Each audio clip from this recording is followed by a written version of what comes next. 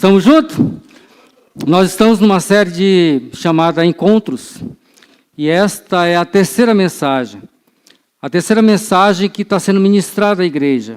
Se você está nos visitando hoje, é a primeira vez que você vem à nossa igreja, e você se interessar por este assunto, você pode ir lá no YouTube, tá as duas primeiras mensagens gravadas. A de hoje, inclusive, a gravação foi feita com o pastor mais cedo. Então, você vai ver as três mensagens gravadas pelo nosso pastor. E para fazer um resumo do que foi dito na última vez, na primeira mensagem, mensagem encontro, o pastor falou sobre o encontro de Jesus ali com João Batista, ainda quando eles eram bebês, as mães se encontram, os bebês se agitam, e aí há uma presença do Espírito Santo ali. E aí ele falou mais que João Batista se encontrou com Jesus, quando Jesus foi até a presença de João Batista para ser batizado por João Batista, e teve aquele diálogo de João Batista conversando com Jesus e todos os discípulos. O Espírito Santo desce sobre a vida de Jesus em forma corpórea de pomba, né? E ali Jesus é batizado. Então foi a primeira mensagem pregada nessa série de mensagens. A segunda, eu vou fazer um pequeno resumo, porque o nosso tempo realmente é muito curto, mas o pastor usou o texto de Romanos, o verso 21 do capítulo 12 de Romanos, que diz assim: não se deixe vencer pelo mal, mas vença o mal com o bem. Repito, não se deixe vencer pelo mal, mas vença o mal com o bem. Amém? E o pastor usou esse versículo para dar o título a essa mensagem, que começou a semana passada. Perdão, há 15 dias. Semana passada foi uma festa aqui na nossa igreja, não é verdade? Estou até com a camiseta aqui. Eu falei assim, quando o pastor falou para mim que eu ia pregar hoje, eu falei assim, eu vou já reservar minha camiseta do Hope. E eu fiz questão de estar com a camiseta para representar, né, o que Deus fez na minha vida e que está fazendo na vida da nossa igreja. Vamos lá. Personagem, José e seus irmãos. E aqui nós vemos dois personagens. E aí você pode se enquadrar em um desses personagens. A história de José, ela vem junto com a história dos seus irmãos. Então, são encontros de sentimentos, de emoções, que um decide fazer algo e o outro, outras coisas completamente diferentes. Então, a gente pode se posicionar e pode entender de que lado, ou sei lá, como que você se entende essa noite. Amém? Então, José e seus irmãos, em Gênesis capítulo 37, voltando à mensagem domingo retrasado, está registrado dois comportamentos perigosos que fizeram parte da família de Jacó. Ou seja, filhos com má fama. Os outros irmãos de José, filhos com má fama. Denúncias feitas de maneira errada. Quem denunciava os seus irmãos era o próprio José, denunciava para o seu pai. José usava a estrutura, Jacó usava José para que houvesse essas denúncias. Filhos preferidos e filhos preteridos, ou seja, estão aí, né? Porque eu não estou vendo ali, eu pensei que não estava passando aqui, mas está aqui. Então, vamos lá. Filhos preferidos e filhos preteridos, ou seja, os escolhidos e aqueles que não são escolhidos. Esses comportamentos contribuem para que a família de Jacó vivesse uma tragédia familiar. E é isso que nós observamos quando percebemos o que aconteceu na família de Jacó. Os irmãos de José o venderam como escravo para o Egito e mentiram para o pai, dizendo que um animal tinha atacado e matado seu irmão. O resultado, Jacó sofreu por 23 anos pela morte de seu filho. José sofreu por 23 anos o distanciamento de sua família. Os irmãos de José sofreram acusações pessoais por 23 anos. Apesar de tudo que vimos na família de Jacó, fica evidente algumas verdades sobre a família. Primeira verdade, as melhores e as piores coisas acontecem na família. Aquilo de melhor e às vezes de pior acontece dentro da nossa família, onde tem os nossos relacionamentos. Segundo, os melhores e os piores sentimentos também surgem dentro de casa. O afeto, o amor, às vezes o ódio, também surge dentro de casa. Terceiro, dentro de casa tudo é mais intenso. Ou seja, se na rua eu sou de um jeito, quando eu chego em casa, eu mostro quem eu verdadeiramente sou. Quarta, dentro de casa temos nossas mais profundas alegrias, porque se nós temos alegria fora da nossa casa, é dentro de casa que nós queremos mostrar, olha o que eu consegui, olha como eu estou, é dentro de casa, é isso que nós aprendemos. Sexta coisa, os pais erram, embora não seja o que se espera deles, e eu sou pai, eu posso dizer, eu errei, criei 3 filhas, e eu sei que eu errei. E assim como eu, talvez tenha alguns pais aqui que já criaram filhos ou estão criando. E o erro faz parte da nossa vida. Vamos para a cena do próximo capítulo. A relação entre José e seus irmãos é o que é prometido para hoje. Hoje nós vamos perceber como que os irmãos de José, que venderam para o Egito, como que foi esse encontro, como que eles se encontraram ali no Egito, e eles se perceberam como que um enfrentou, como que José viu os seus irmãos, como seus irmãos olharam para José, e é isso que nós vamos entender hoje. Neste momento, José está vivendo como escravo no Egito, e seus irmãos e pais vivendo em Canaã, e aqui já um contraste. Em Canaã ficaram a família de José, e eles permaneceram lá, não mudaram nada, em nada eles mudaram. José foi vendido como escravo, sofreu, viveu coisas novas, mas ele, 23 anos depois, ele está resolvendo uma crise mundial, a crise da fome. No Egito, José era escravo, se torna chefe da casa de Potifar, um grande oficial do faraó e comandante da guarda real. Na casa de Potifar, alguns conhecem a história, a esposa de Potifar se faz gracinha para o lado de José. E José, sabendo do seu propósito, daquilo que Deus chamou para ele fazer, porque tudo que José estava vivendo, ele sabia que era o plano de Deus para a vida dele, eram os sonhos que ele tinha tido. E ele não se engana, ele foge. Mas injustamente a esposa de Potifar o acusa de assédio, de tantas outras coisas. E injustamente José é jogado numa prisão. Na prisão, e diga-se de passagem, muitos presos reclamam das prisões de hoje. E a gente sabe disso. Os direitos humanos estão aí em cima, porque é isso, aquilo, outro. Mas na época nem direitos humanos tinham. E quando José é jogado numa prisão, ele sabia, ele tinha certeza que ele ia sair. Mas as pessoas que eram presas tinham quase certeza que de lá não saíam, porque era um ambiente insalubre, não tinha sol, não tinha banho de sol, não tinha comida. Era uma coisa, realmente, a pessoa era jogada para a morte. Na prisão, José novamente cresce e se torna auxiliar número 1 da casa, chefe da cadeia, porque ele já tinha se tornado chefe da casa de Potifar. Na prisão, José interpreta o sonho do copeiro e do padeiro, do faraó, e os sonhos dos dois se cumprem. Na interpretação que Deus deu a José, o copeiro seria restaurado. A função de padeiro e o padeiro seria executado assim como aconteceu. Isso está em Gênesis capítulo 40, versos de 1 a 20. José pede ao copeiro que interceda por ele junto ao faraó. O que não acontece, ou seja, José foi esquecido mais uma vez. Foi esquecido pelos seus irmãos e agora mais uma vez é esquecido. E depois de 2 anos é que é lembrado. José pede ao copeiro que interceda por ele junto ao faraó, mas isso acontece muito tempo depois. José ficou esquecido por 2 anos, até que o faraó teve um sonho perturbador e buscou todos os magos e sábios do Egito para interpretar, e ninguém conseguiu fazer essa interpretação. No drama vivido pelo faraó, o copeiro relata ao faraó que o hebreu, José, havia interpretado o seu sonho quando este esteve preso. E José é enviado ao palácio. Aí José é lembrado. José ouve o sonho do faraó e interpreta. E aqui eu faço um parênteses.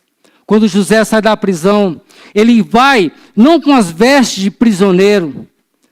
José veste uma roupa, diz o texto, que ele se preparou para aquele momento. Ele estava preparado para aquele momento.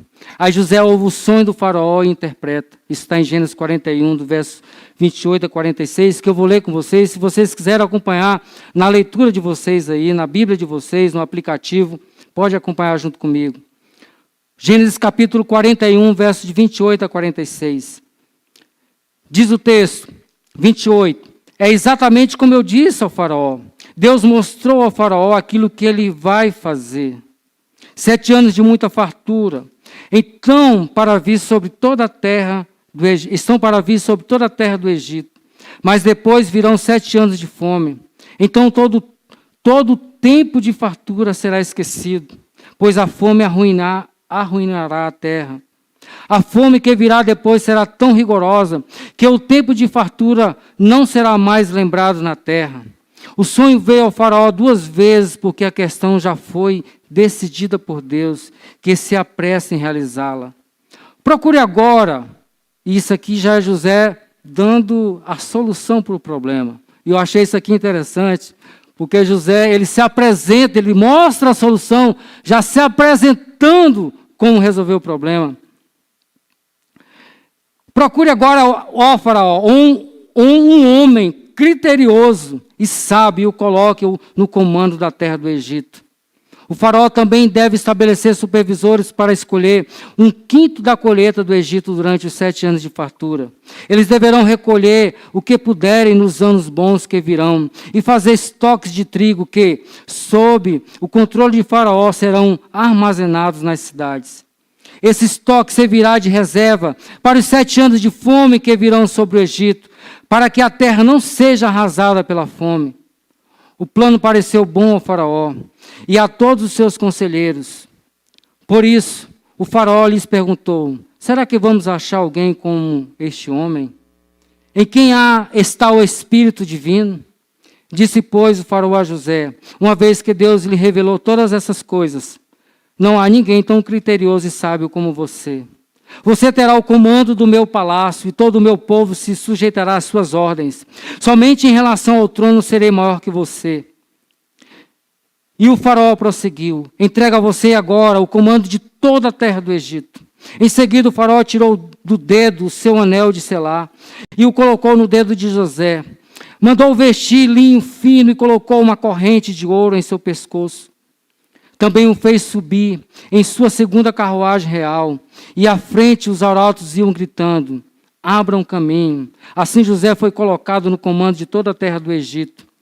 Disse saindo o faraó a José, eu sou o faraó, mas sem a sua palavra ninguém poderá levantar a mão nem o pé em todo o Egito. O faraó deu a José o nome de Zafenate-Paneia. Ele deu por mulher a Zenate, filha de Potifera, sacerdote de homem. Depois José foi inspecionar toda a terra do Egito. José tinha 30 anos de idade quando começou a servir ao faraó, rei do Egito. Ele se ausentou da presença do faraó e foi percorrer toda a terra do Egito. Como bom administrador, foi conhecer o que precisava ser administrado. E é um fato interessante nesse texto, que imediatamente após receber as orientações de José, o faraó rapidamente, com todos os seus sábios, já decide ali fazer alguma coisa. Isso mostra que há um plano de Deus ali. Isso mostra também que o faraó, possivelmente o Egito já teria sofrido anteriormente com uma crise parecida com essa. E na época, possivelmente, aqui é uma sugestão minha, estudando um pouco a história, possivelmente já tivemos uma crise e ninguém mostrou uma solução, e nós passamos por essa crise, sofremos muito, e agora vem uma crise ainda muito pior. Bom, então, a resposta está aqui. É óbvio, né? Parece, mas estudando um pouco, lendo um pouco mais, a gente vai descobrindo algumas curiosidades, né? Então o faraó rapidamente decide, não, então é você que vai resolver o problema. Deus está no negócio, o Espírito de Deus está nesse negócio. José tinha 30 anos quando começou os 7 anos de fartura e começou a governar o Egito. Então José tinha 30 anos e até os 37 anos de idade de José houve fartura. José estava com 40 anos quando a fome se agravou, ou seja, nos primeiros anos de fome, quando acabou ali os anos de fartura, ainda não existia fome em toda a redondeza, nos continentes, nos países ao lado. E aí começou a crise a apertar, em Canaã também. E quem estava em Canaã? O pai de José e seus irmãos. Com 40 anos de idade, José atendia pelo nome de Zafenate Paneia. Era casado com Azenate e tinha 2 filhos, um chamado Manassés e o outro Efraim. Seus irmãos, 23 anos depois do último encontro com José, continuavam em Canaã. A terra deles estava improdutiva e sofria o efeito da fome. É interessante que, tanto tempo depois, eles continuavam lá, e agora uma crise estava assolando aquele povo. Enquanto o Egito, apesar da crise, tinha muito alimento, o Egito conseguia suprir toda a redondeza, e José era que estava organizando toda a distribuição de alimento. Então, desesperados com o efeito da fome, Jacó, pai de José e dos outros meninos, mandou os seus filhos comprarem comida no Egito. Então, o pai de o pai de José, chegou e disse assim: olha, meus filhos, nós vamos morrer de fome aqui em Canaã. Nós vamos morrer de fome aqui em Canaã, então vá ao Egito. Então vá comprar comida lá. E os meninos saem. Os meninos saem para comprar comida no Egito. E aqui, nós vemos aqui a próxima cena, cenas do encontro com José e seus irmãos. E aqui a gente pode imaginar o quê? Aquela multidão de gente, e a gente vê isso até em filmes, né? Aquela multidão de gente comprando alimento, e José aqui como se estivesse em um trono, em algum lugar específico, olhando para aquela multidão, aquela fila, sei lá o quê, como, né, estavam organizados, e de longe José vê os seus irmãos. E ali já começa a acontecer algo no coração de José, porque ele reconhece a sua família. Ele reconhece o que está acontecendo com sua família. Eles estão passando fome. Assim como o sonho que foi dado a Faraó está acontecendo com eles. José reconheceu os seus irmãos, mas eles não reconheceram. E é interessante perceber por que os irmãos de José não reconheceram. Simplesmente a Bíblia diz que eles não reconheceram. Mas nós podemos inferir algumas coisas. Espiritualmente, a gente pode entender que os irmãos de José continuaram com a cena de quando eles jogaram José naquele buraco, a cena de ver José pedindo socorro para eles, a cena de um homem desesperado, sem poder se defender.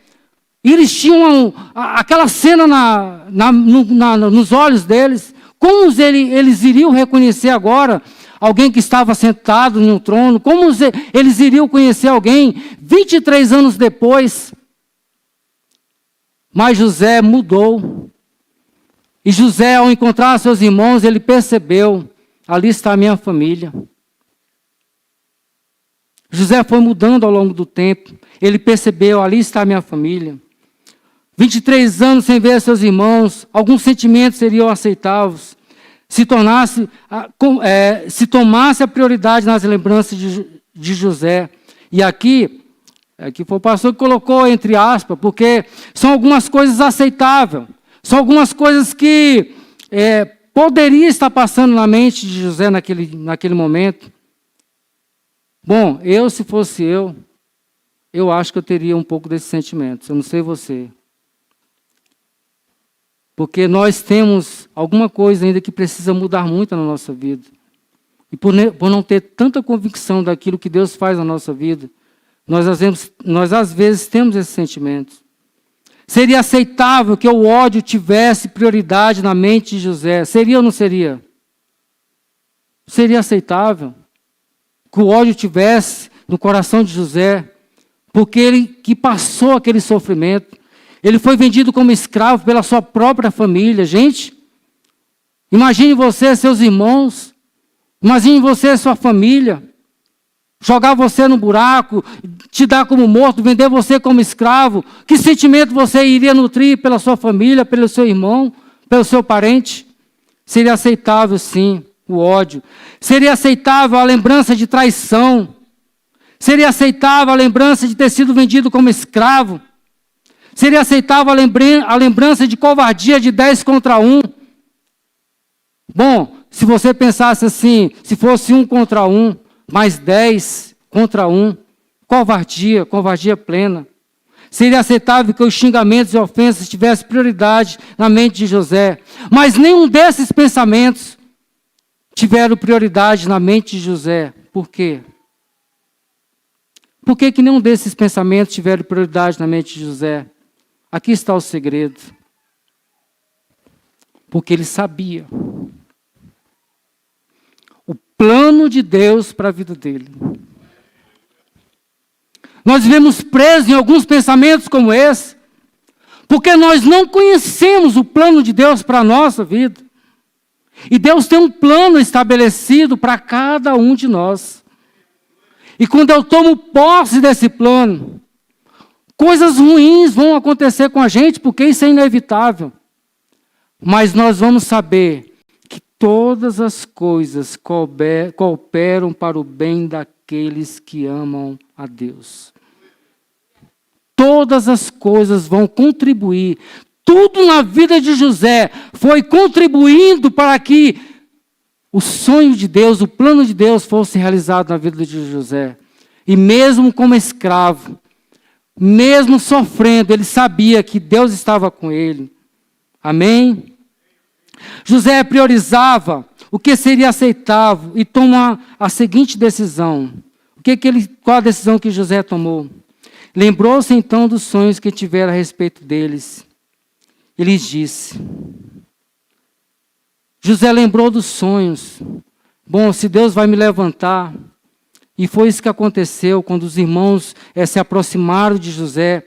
Eles que se ajoelharam ali na frente de José. José decidiu lembrar do sonho. Podemos decidir quais lembranças vamos alimentar e quais lembranças vamos permitir morrer. Eu não disse no início, mas a história de José, ela tem um pouco da minha história. E eu, quando li a primeira vez, há muito, muito tempo atrás, eu disse assim, cara, a história de José tem um pouco da minha história. Porque eu sou filho da velhice do meu pai. Meu pai teve filhos quando muito jovem, ele fez muita coisa errada, né? E aí a esposa faleceu e ele passou um bom tempo, muito tempo sem ter filhos. E aí ele já tinha uns 51 anos de idade, ele casou-se com minha mãe. E aí eu fui o primeiro filho dele, da velhice. José não era o primeiro, né? Mas eu fui o primeiro filho do meu pai. Então o meu sentimento com relação ao meu pai é parecido com o sentimento de José aqui, o relacionamento. E eu posso comparar isso porque os meus irmãos já têm um sentimento diferente daquele que eu sinto por meu pai. Eu não consigo ver nada de ruim na vida do meu pai.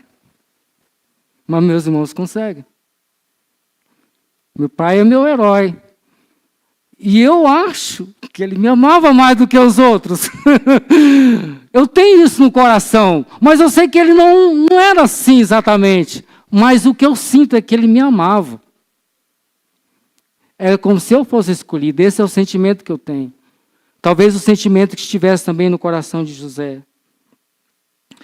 E aí, a gente pode decidir que memória a gente pode guardar. Eu contei a minha história. Se eu perguntar para meu irmão, ele vai dizer que meu pai era isso, e era aquilo outro, e aquilo outro. Sabe, eu alimento no meu coração uma boa memória. Eu alimento isso na minha vida.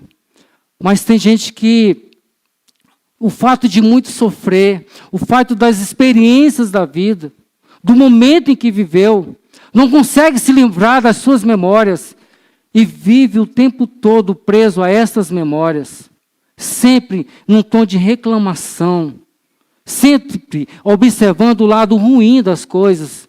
Vocês conhecem gente assim? Quando você vai falar com elas, assim, mas você não conhece a minha história. Tá, tudo bem, eu não conheço a sua história, mas você guarda isso até hoje. Isso dói até hoje. Mas José nos ensina que a gente é que decide guardar, que tipo de memória a gente vai guardar. Agora os irmãos de Jesus, os irmãos de José, né?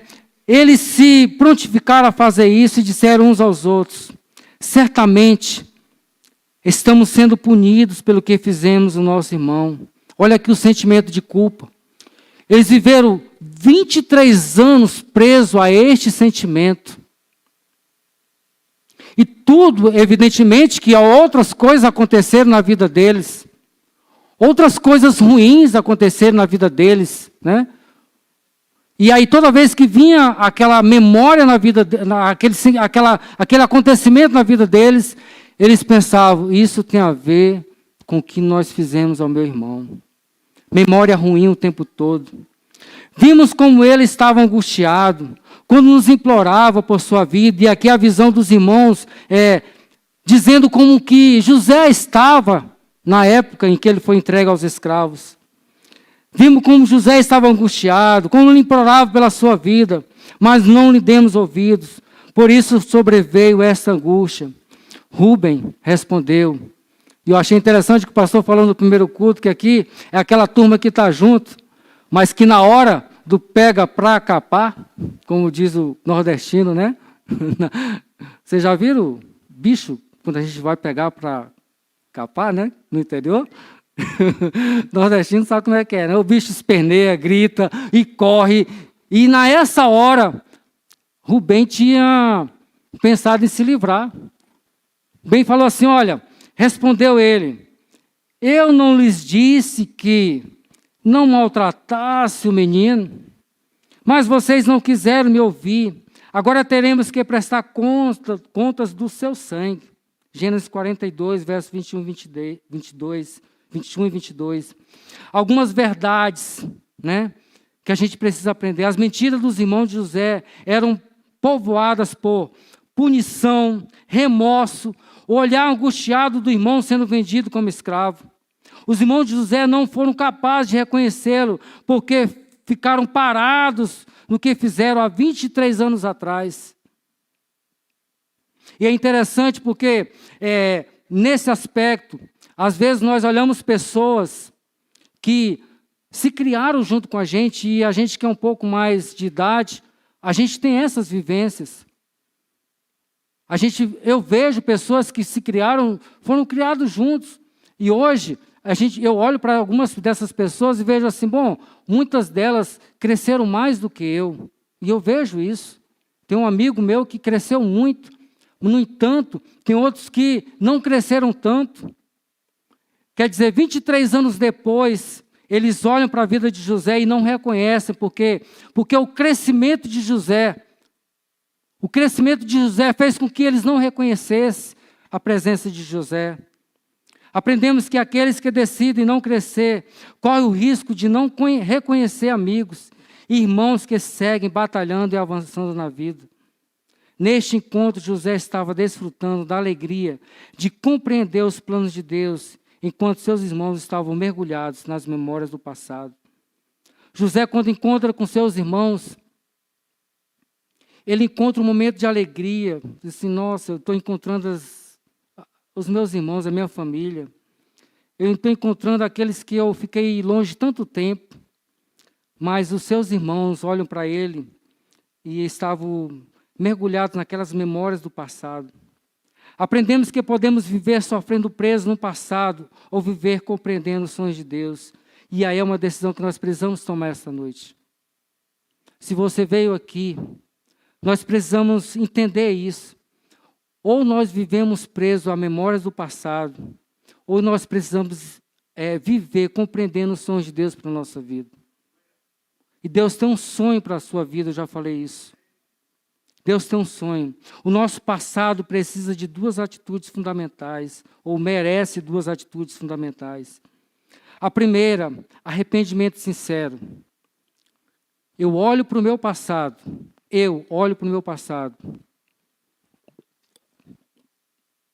e percebo que algumas coisas eu fiz de errado.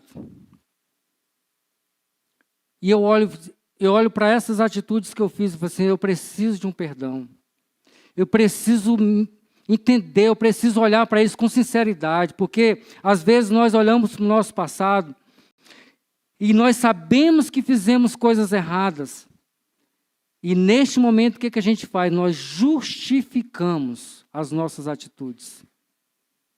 Ah, eu deixei de fazer aquilo, eu fiz isso, eu passei do limite, mas foi porque José poderia ter se iludido com a esposa de Potifar, sim ou não? E ele poderia dizer, mas ela era muito bonita. Poderia ter falado. Como que nós estamos lidando com essas memórias? A sinceridade no nosso coração. O que eu fiz de errado? Qual a minha parte nessa história? E a sinceridade, ela vai nesse sentido de você entender que realmente qual a sua responsabilidade. Porque às vezes, irmãos, isso acontece algumas vezes com pessoas que sofrem acidentes e ali o motorista, alguma situação, não sei se tem alguém aqui nessa situação, mas às vezes a pessoa está dirigindo o carro e sofre um acidente com esse carro. E é uma coisa que acontece. E alguém se machuca dentro do carro, e a pessoa vive se culpando o tempo todo por aquilo, o tempo todo. Se eu estava dirigindo, se era a minha obrigação de dirigir naquele dia, mas aconteceu um acidente, foi um acidente. Nós precisamos entender isso, a sinceridade ela passa por esse nível de entender, né? Arrependimento, com arrependimento você consegue se libertar dos erros, que ofender outras pessoas, e quando for possível te levará a procurar essas pessoas para fazer consertos. O que muitas vezes acontece é que eu até percebo que eu errei, eu até percebo que existe um conserto a ser feito, mas eu não tenho coragem de me aproximar dessa pessoa, eu não tenho coragem de ir até ele e falar assim, meu irmão, me perdoa. Meu irmão, eu não sei o que estava fazendo, eu reconheço que eu fiz muita coisa de errado com você. E procurar o conserto. A maioria das vezes, a gente não encontra conserto porque nós fugimos dele. Nós damos uma volta e tentamos encontrar outras soluções. Com arrependimento, você consegue ser livre do seu passado. Amém? Se tiver alguém aqui com esse sentimento preso no passado, precisamos entender isso aqui, né? Precisamos ter sinceridade. A segunda atitude, o que nós precisamos fazer com as nossas memórias, né? Ser complacente consigo e com as pessoas que fizeram parte de sua vida. E aqui complacente, o pastor explicou mais ou menos aqui. Você entender que você precisa ser leve com você. Você precisa ter uma leveza no seu coração. Sabe, tem gente que é tão rígido, sabe, é tão rancoroso. Ele deu o exemplo dele, eu vou dar o meu. Quando eu me casei com a Patrícia, nós nos casamos na casa da minha sogra. Na época, a festa era... né? Então, a gente fez o casamento, sempre fez um churrasco, como muita gente aqui, eu acho que se casou, né? Então, casei na garagem. Ela vestida de noiva e tudo mais, mas foi na garagem, né? Então, mas já minhas filhas não, elas não estão aqui, mas minhas filhas não, né? Minhas filhas foi um gasto, assim, extraordinário, né, Alain? Alain sabe disso porque ajudou a gente a pagar a conta. Mas eu poderia pensar assim, bom, se eu me casei numa garagem, por que vocês querem se casar no clube? Pelo amor de Deus, salão de festa. Gente, o lugar foi muito caro. Mas eu pensei comigo, não, minha filha merece o melhor de mim. O melhor dos pais, né? Agora eu estou falando da Bia, né? Porque o exemplo que está aqui, nós nos juntamos ali, e eu não olhei para aquilo que aconteceu no meu casamento. Então, ser complacente é isso, é entender que houve uma realidade que eu vivi, um sofrimento, e se eu fosse contar a minha vida, para vocês, vocês iriam sair daqui chorando, porque é isso que eu faço lá em casa. Quando eu vou contar alguma coisa da minha vida, minha filha fala assim: ô pai, eu tenho tanta dó de você. Você sofreu tanto. Mas eu conto, né, porque são as histórias que a gente viveu. Mas a gente precisa entender que a minha história de sofrimento não precisa ser a sua história.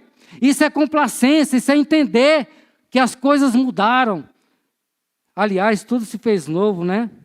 A complacência te ajudará a ser mais leve nas conclusões de acertos e erros próprios e dos outros. Você vai entender por que fulano de tal errou. Você vai entender por que ele fez aquilo contra você. E eu conto hoje que um grande amigo meu, é grande mesmo, quando ele casou-se, né? Não foi casar, né? Amigou-se. Ele não tinha dinheiro para fazer o enxoval da esposa, dos filhos e tudo. Ele falou assim: Valmã, compra esse negócio para mim, que depois a gente vê essas partes aí. Irmão, e eu fui lá, comprei tudo, em 6 vezes, na duplicata na época. Irmão, até hoje ele não me pagou. Até hoje não me pagou. Eu também nunca cobrei ele. A gente continua sendo amigo. Porque eu entendi que naquele momento era a única coisa que ele poderia fazer era pedir ajuda para o amigo. E eu podia ajudar, eu ajudei. Complacência é isso. É você entender, né? Perceber essas coisas na vida do irmão. A complacência vai te ajudar a ser mais gentil com o seu passado. Não ser um passado amargurado. Você sofreu? Sim, sofreu. Mas hoje você não está sofrendo. E mesmo se você estiver passando por um momento de sofrimento, entenda que Deus tem um melhor ainda para a sua vida.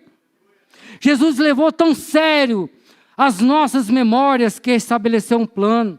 E aqui nós damos um salto do Antigo Testamento, de Gênesis, para o Novo Testamento.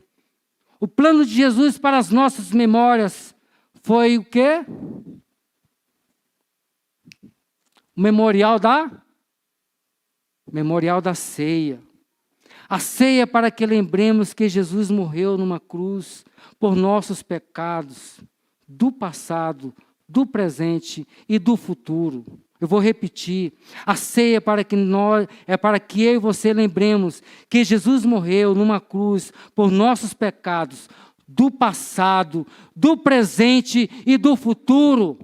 Mas preste atenção, quando eu leio isso, eu estou lendo isso para a minha vida, mas eu estou lendo isso para a vida do meu irmão também. Porque às vezes parece que é só para a minha vida. A Deus perdoou os pecados, os meus pecados do passado, os meus pecados do presente e os meus pecados do futuro. Mas quando eu olho para as pessoas, eu não sou complacente. Eu quero que elas sejam perfeitas. Eu quero que elas não errem comigo. Quando alguém erra com você, você fica muito chateado. Eu queria que você saísse daqui com essa mensagem. Que a memória que Deus plantou, que Jesus plantou na nossa vida, é para que eu e você lembremos: olha, meu irmão me magoou, ele pecou, mas Jesus está perdoando o pecado dele. Não só dele hoje, mas dele amanhã. Porque eu tenho que acusar. A ceia é para que lembremos que até essas memórias citadas acima terão um fim. Porque todas as vezes que comerdes este pão e beberdes este cálice, anunciais a morte do Senhor. Até quando? Até quando? Até que Ele venha. Então, até que Ele venha, nós precisamos entender como que precisamos reagir com as nossas memórias. Cenas dos encontros da segunda viagem dos irmãos de José.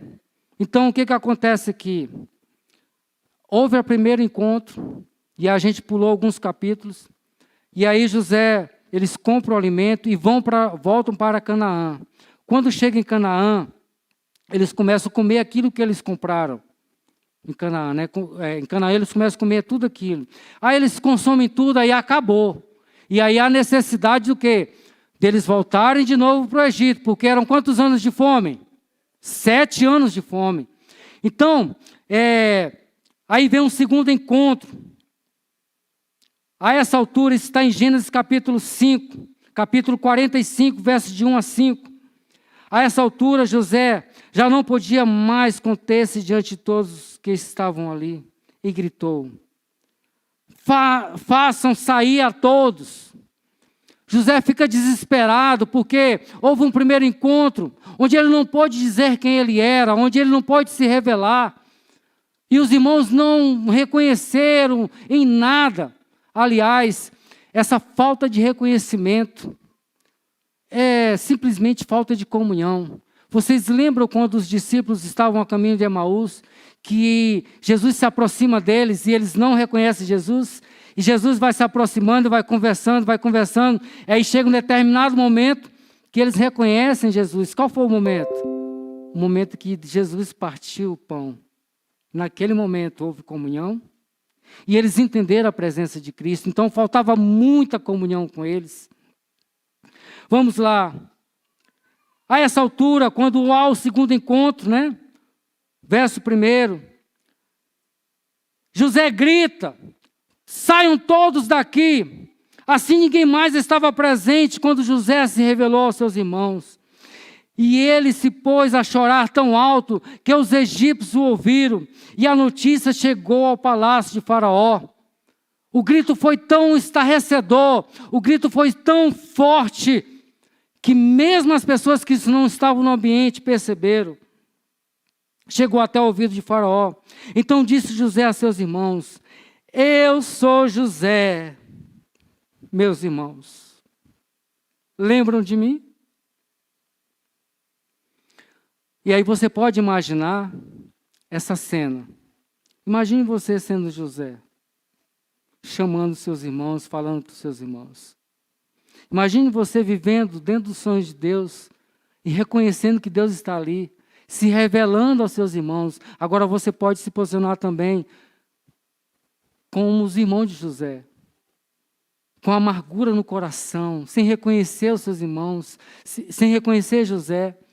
E aí você pode ver aquele grito, fala assim: meu Deus, ele está se revelando. Ele está se revelando a nós. E aqui há um mover, e há um misto de sentimentos.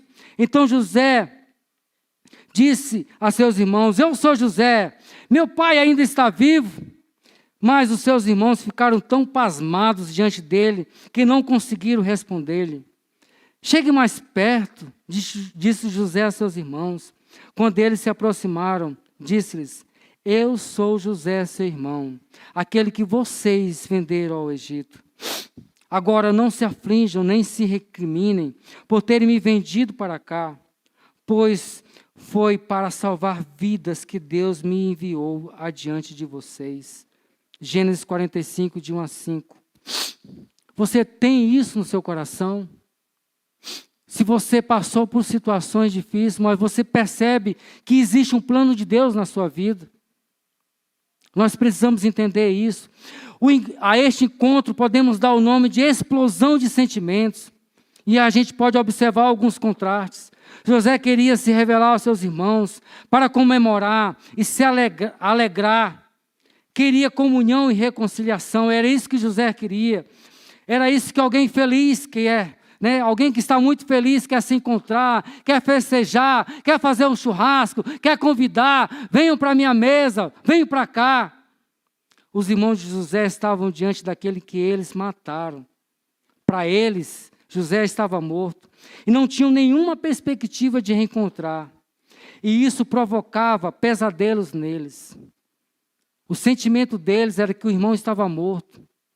E aquilo que eles estavam vivendo tinha a ver com isso. Isso dava um sentimento de pesadelo o tempo todo. O tempo todo eles presos a esse sentimento. Enquanto José queria falar de sua alegria, os irmãos viveram um desespero que eles deixavam sem voz. E aqui há sem voz de desespero. Não é aquele sem voz de ficar feliz, não. É de desespero, sem saber o que dizer. Meu Deus, o que é que eu vou falar? Como que eu vou falar? Enquanto José abraçava seus irmãos com alegria, seus irmãos o abraçavam aquele que tentaram esquecer por 23 anos. Que sentimentos diferentes desses dois encontros.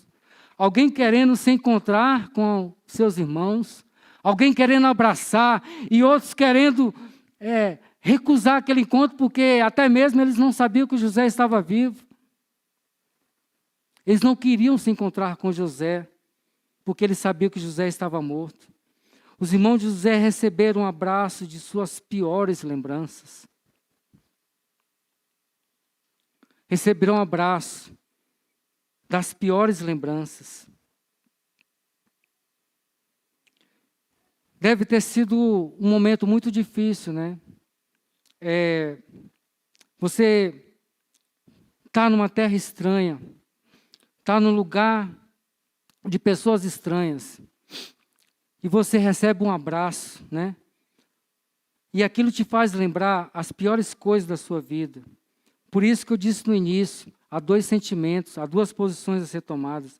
Aprendemos que as curas acontecem quando estamos juntos, que o afastamento não cura. Se a gente procurar, se a gente entender que o distanciamento vai curar a nossa vida, isso vai sempre prolongar a cura não vem. Nós precisamos nos aproximar das pessoas, as pessoas que nós entendemos que tem alguma dificuldade, que nós temos dificuldade com essas pessoas, seja na sua família, seja alguém que você conhece, lá no seu trabalho. Eu tenho dificuldade com essa pessoa, não consigo nem olhar para a cara dela. Olha, se a expressão for essa, isso provavelmente nunca vai se resolver. E provavelmente você vai levar isso para a sua morte. Mas não é essa a lembrança que Jesus quer que a gente leve. Jesus quer que a gente tenhamos boas lembranças. Depois desse episódio, a vida de José e seus irmãos segue estradas normais até a morte do pai deles, Jacó. Então a gente pula aqui para o capítulo 50. Eles vivem ali no Egito, Jacó vai para o Egito, Faraó chama Jacó para o Egito, e ali a família de Jacó é cuidada no Egito, José cuida da sua família. E aí a gente pula para cenas do encontro de José e seus irmãos após o luto do seu pai. Quando Jacó morre, e aqui é um parênteses, todo o Egito sofre, chora com a morte de Jacó. Jacó é sepultado na terra de Canaã, mas todo o Egito sofre, né, com a morte de Jacó. E aí, vendo os irmãos de José que seu pai havia morrido, disseram: e se José guardar rancor contra nós e resolver retribuir todo o mal que lhes causamos? Bom, até aquele momento, parecia que algo estava garantindo a segurança daqueles meninos, daqueles homens. Qual era a segurança? A vida de Jacó. Então Jacó era garantia para eles. Enquanto nosso pai está vivo, há uma garantia. Mas agora o pai, Jacó, já havia morrido. Então começa a entrar em desespero. Agora sim vai acontecer tudo aquilo que a gente imaginou quando a gente encontrou José. Agora vai acontecer a desgraça na nossa vida. Então mandaram um recado a José dizendo: antes de morrer teu pai nos ordenou. A gente leu até agora alguma coisa a respeito disso? Eles inventaram essa história. O interessante é que o medo faz com que eu e você inventamos histórias, sim ou não? Eu levei algumas surras quando eu era criança. Nenhuma delas obedecia, tá, gente? Mas eu inventava umas histórias, às vezes, cabulosas para minha mãe. Com medo de quê? De taca. Com medo de apanhar. E eles estavam com muito medo. Então, eles inventaram essa história. Então, mandaram um recado a José: antes de morrer, teu pai nos ordenou que disséssemos o seguinte: peço-lhe que perdoe os erros e pecados dos seus irmãos, que o trataram com tanta maldade. Agora, pois, perdoa os pecados dos servos do Deus do teu pai. Quando recebeu o recado, José chorou. Por que José chorou? Depois vieram seus irmãos, prostraram-se diante dele e disseram: aqui estamos, somos teus servos, teus escravos, servos. José, porém, lhes disse: não tenham medo, estarei eu no lugar de Deus. Vocês planejaram mal contra mim, mas Deus o tornou em bem, para que hoje fosse preservada a vida de muitos. Por isso, não tenham medo, eu sustentarei vocês e seus filhos. E assim os tranquilizou, lhes deu e lhes falou amavelmente. Amém? Gênesis 50, capítulo 50, dos versos 15 a 21. Percebemos que os irmãos de José continuaram com os corações endurecidos para o mover de Deus. E isso é muito sério, porque eles tinham toda a oportunidade de ter mudado de vida. Eles tinham toda a oportunidade diante do que eles receberam de José, do carinho como José os tratou. Mesmo assim, a dureza continuou no coração deles. Eles continuaram a não perceber o que estava acontecendo com eles. Percebemos que os irmãos de José continuaram indiferentes à cura estabelecida por Deus. Queridos, muitas curas não acontecem na nossa vida, porque nós somos indiferentes a uma palavra como essa. Nós somos indiferentes. Indiferentes quer dizer o quê? Essa palavra não é comigo. E normalmente nós pensamos em alguém. Entendeu? Eu não sou igual a esses irmãos de José. Quem é igual ao irmão de José são meus irmãos. Eu não sou igual, eu não sou parecido, eu não entendo isso, essa palavra não é para mim. E isso é indiferença, porque você está aqui, meu Deus, quando eu venho à igreja, eu venho para ouvir alguma coisa. Todas as vezes que eu venho aqui, no congresso foi assim, as músicas foram assim, palavra maravilhosa nós ouvimos ontem aqui no Hope. Uma bênção de palavra. Como eu aprendi com aquela palavra, o pastor Bruno trouxe ontem. Todas as palavras, elas são para mim. E às vezes a gente é indiferente porque a gente pensa nas outras pessoas, né? Que a palavra é para o outro. Nunca é para mim, nunca é para o meu coração. É uma dureza que existe na nossa vida, que precisa ser quebrada hoje em nome de Jesus. Amém? Percebemos que os irmãos de José continuaram alheios à presença de Deus, porque se José estava ali realizando alguma coisa que era sonho de Deus, é porque existia a presença de Deus na vida de José. Então José, a presença de Deus se fazia ali na vida de José. E quando os irmãos se aproximam de José, o que é que existe ali? A presença de Deus. E ela precisa ser diferente na nossa vida. Quando nós estamos na presença do Senhor, nós precisamos entender, eu estou na presença do Senhor. É algo que os irmãos de José não perceberam. Percebemos que os irmãos de José continuaram duvidosos. Duvidando que tudo estava acontecendo. Meu Deus, eu acho que a gente vai morrer, eu acho que isso vai acontecer. Dúvida que gera no nosso coração medo. Medo gera dúvida. Dúvida gera medo.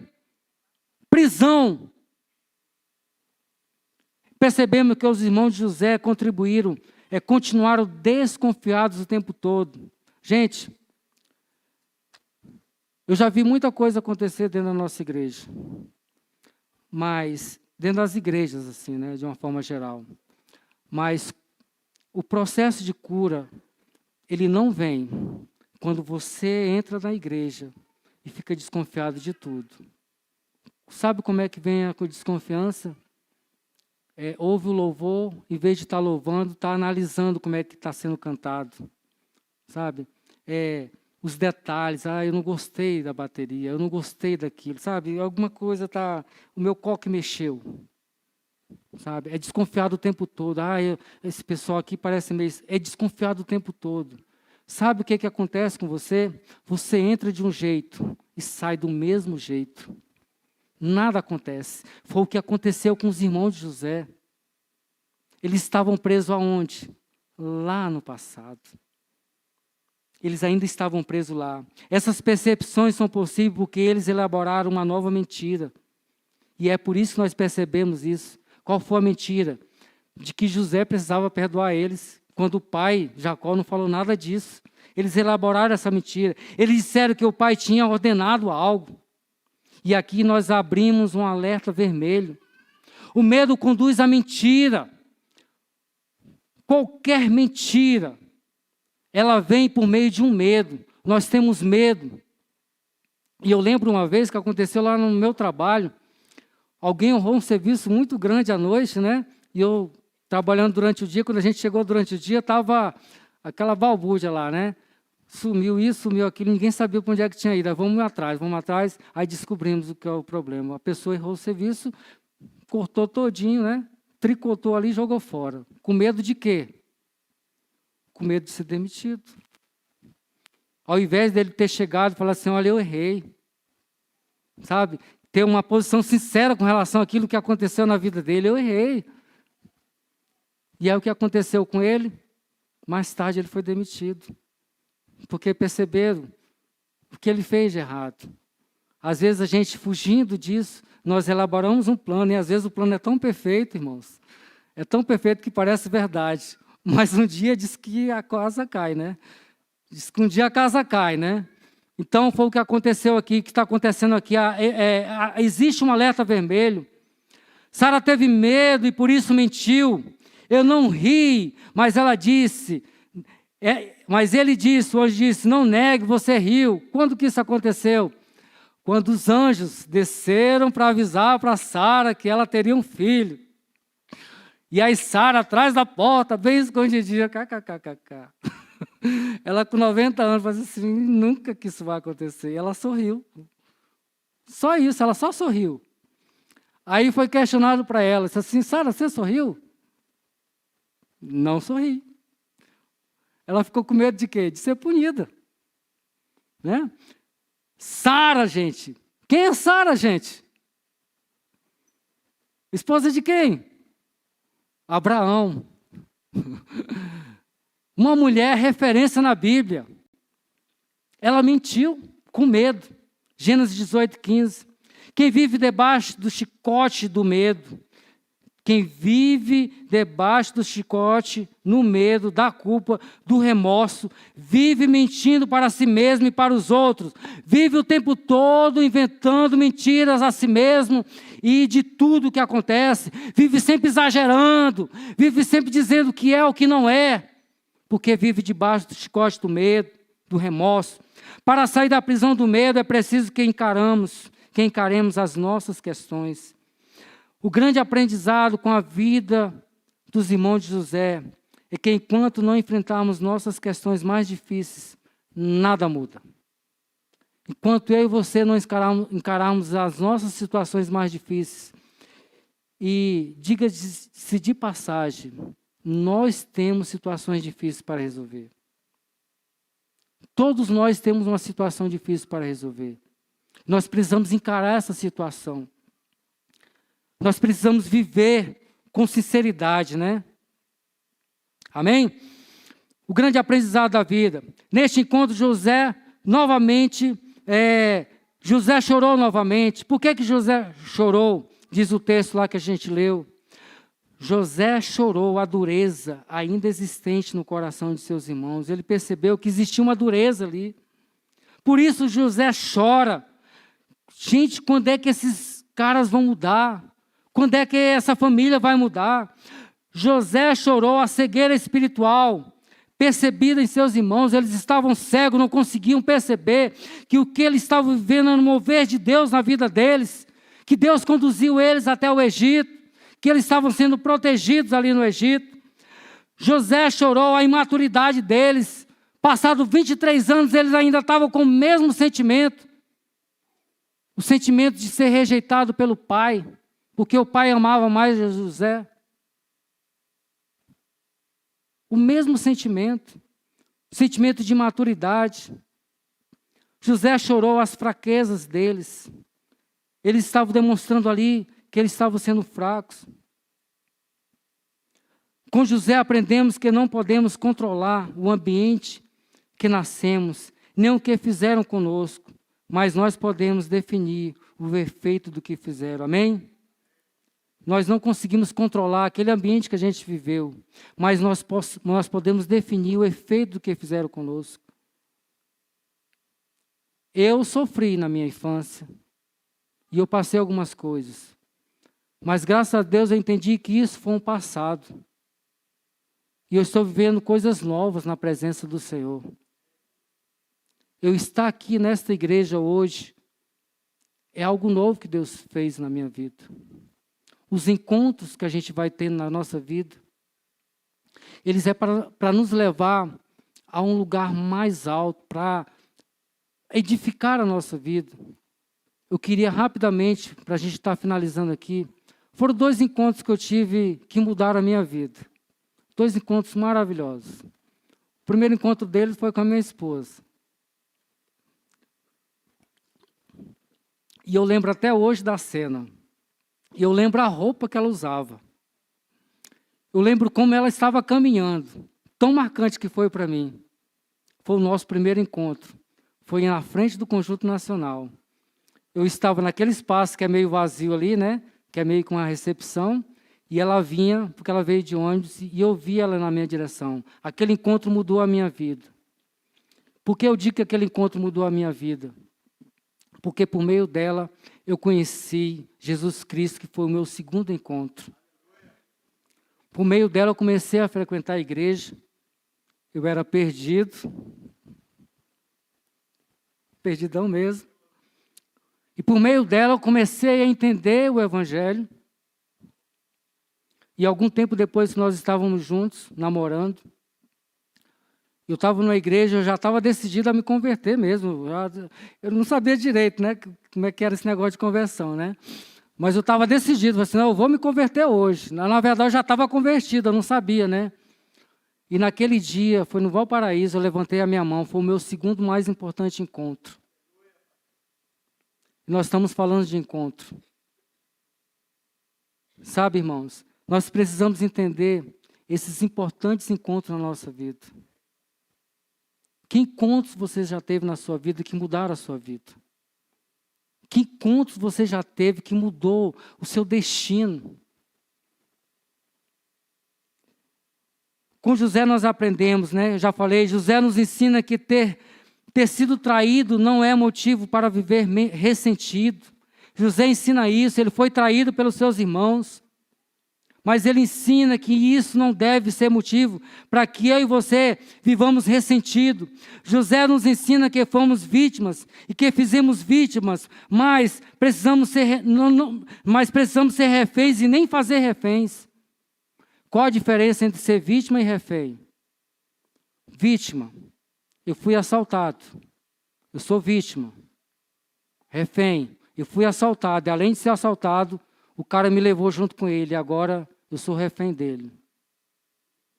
Sou vítima, mas nós não precisamos ser reféns e nem precisamos fazer reféns na nossa vida. José nos ensina que mesmo acusado injustamente, não precisamos viver como injustiçados por toda a vida. José foi acusado com uma injustiça lá na casa de Potifar.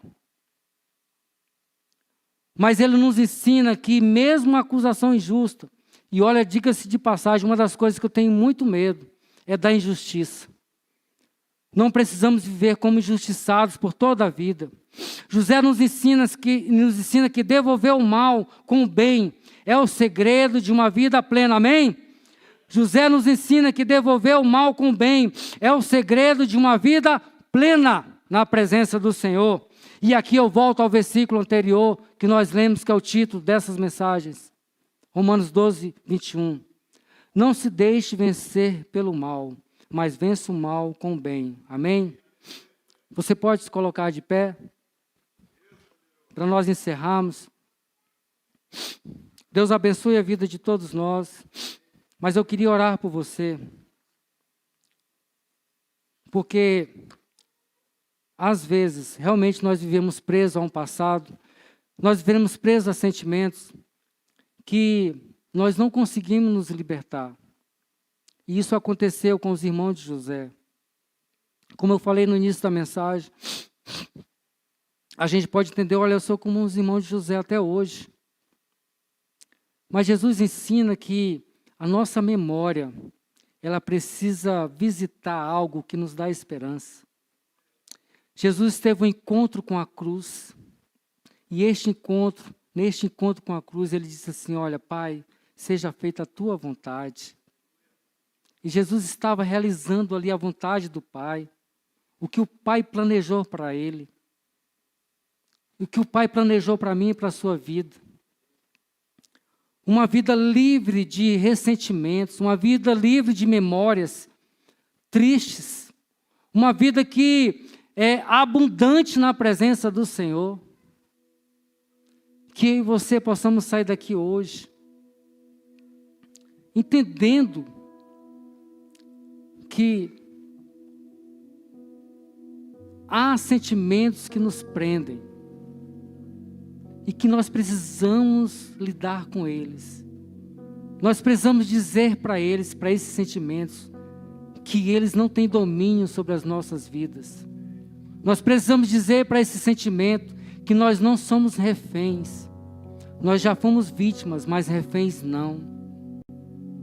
Nós sofremos, mas nós não estamos presos a ele. Mas o segredo maior de tudo isso acontece na vida de José. Se você voltar a esta mensagem e perceber que José só alimentou coisa boa na vida dele, porque ele sabia o plano de Deus para a vida dele. Então o segredo é: qual o plano de Deus para a minha vida? O que Deus tem planejado para mim? O que Deus tem sonhado para a minha vida? Eu queria que você saísse daqui esta noite.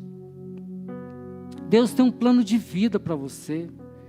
Deus tem um plano de vitória para você. Que você possa entender isso da parte de Deus. Que o Espírito Santo possa te revelar esta noite. Pai, em nome de Jesus, eu te peço, Senhor, que esta série de encontros seja um marco na nossa vida, Pai. Pai, desde o início eu tenho aprendido, Pai Santo, que os encontros servem para nós mudarmos de vida. Que os encontros servem para nós entendermos a Tua presença. Alguns encontros são realmente tristes, mas os encontros que Tu programou para a nossa vida é para que eu e os meus irmãos alcancem algo novo. Que Deus abençoe a sua vida, que Deus abençoe a sua casa. Quando você chegar em casa agora e reencontrar a sua família, quando você reunir para o lanche, para o jantar, enfim, quando você chegar aonde você mora, se você morar sozinho, se você, em diferentes realidades, entenda: Deus, Tu tem um plano para a minha vida e eu vou viver esse plano. Que Deus abençoe. Pai, em nome de Jesus eu te peço, Pai, que esta mensagem desta noite, Pai, fique nos nossos corações, ó Pai. Que nós possamos ter aprendido contigo, Pai, com a Tua palavra. Nós possamos ter aprendido com esta mensagem, Pai, que nós vamos viver sonhos na Tua presença, Pai. E assim como José, Senhor Deus, foi usado, e assim como José marcou a história, porque na história de José há uma salvação ali daquele povo, das nações, que possa existir isso na nossa vida. Em nome de Jesus, amém, Senhor Deus, amém.